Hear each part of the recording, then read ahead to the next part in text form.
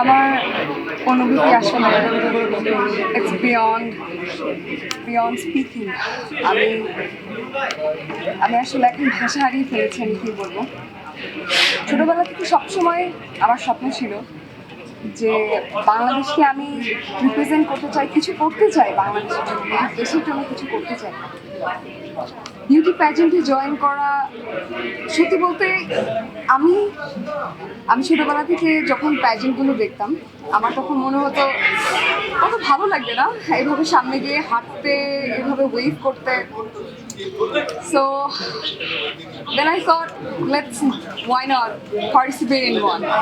So I did, and here where I am today, representing Bangladesh internationally and globally.